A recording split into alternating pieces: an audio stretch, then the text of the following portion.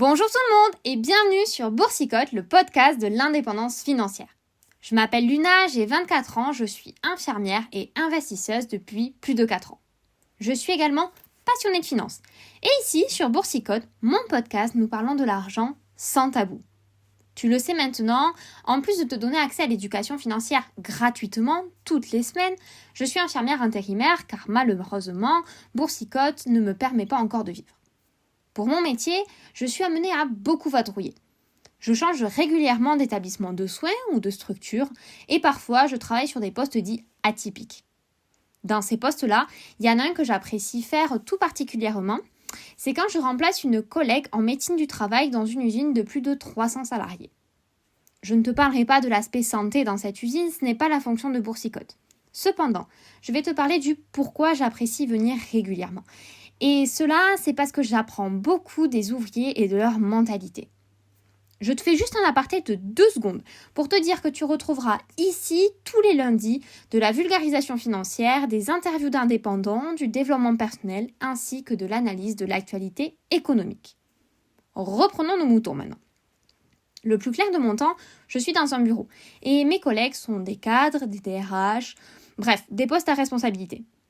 Quand je discute avec ces personnes autour d'un thé ou d'un café, elles sont toujours de bonne humeur. Elles encouragent les nouveaux projets de toutes les collègues, même si cela n'a pas de rapport avec le travail et elles sont assez innovantes.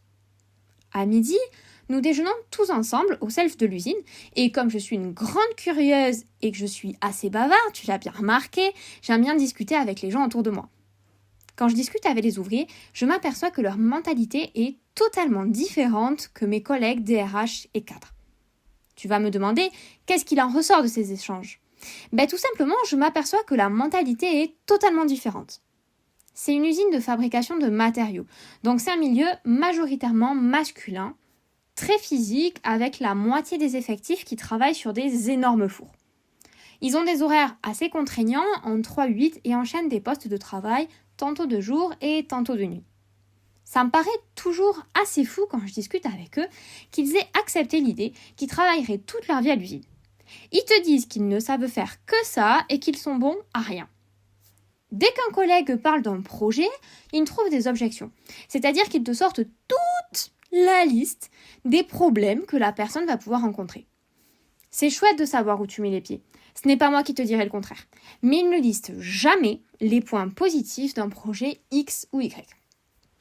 Dans le même esprit, quand on leur demande ce qui les anime dans leur métier, ils te disent clairement qu'ils voulaient un CDI, que dans cette entreprise n'est pas si mal niveau salaire et niveau CSE, et puis voilà, leur vie se fera ici.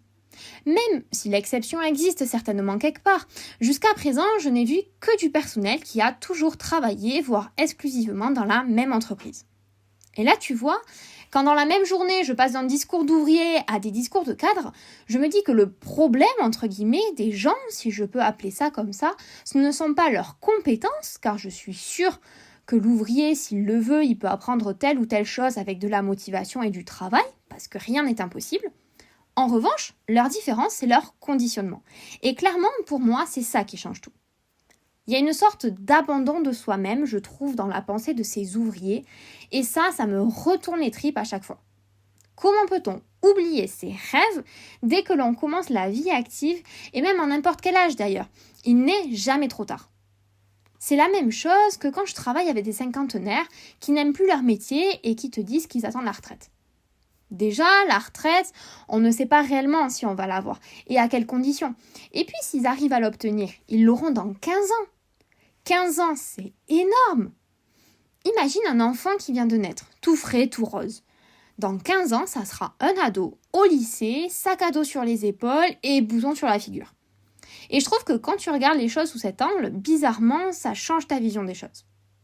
C'est justement pour changer ta vision des choses que je voulais discuter de ce sujet avec toi aujourd'hui.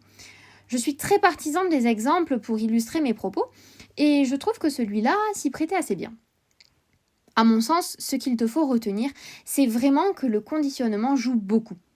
Tu connais sans doute la phrase qui dit qu'on est la somme des 5 personnes les plus proches de nous. Justement, cette phrase reprend l'exemple des ouvriers et des DRH. Si tu crois que tu ne vas jamais y arriver, ton cerveau se focalise sur cela et va aller chercher des preuves qu'il a raison. Au contraire, plus tu vas être positive, plus tu vas te satisfaire de petites victoires qui vont, au fur et à mesure des jours, entretenir cet esprit de battant. Et c'est là, quand tu crois en toi, que tu vas voir des améliorations dans ta vie. Le positif attire le positif, comme le dirait Léna Situation. Cela est possible pour tout, que ce soit dans le sport, quand tu tiens un budget, quand tu souhaites apprendre une nouvelle compétence, une nouvelle langue, etc. Si tu penses que tu vas tout déchirer, ton cerveau va chercher à valider cette idée au travers des choses du quotidien. Alors, tout comme mes collègues des RH et cadres se soutiennent dans tous les projets qu'elles entreprennent dans leur vie, fais attention à t'entourer des bonnes ondes. C'est bien de connaître la liste des potentiels problèmes auxquels tu t'exposes si tu réalises le projet de tes rêves.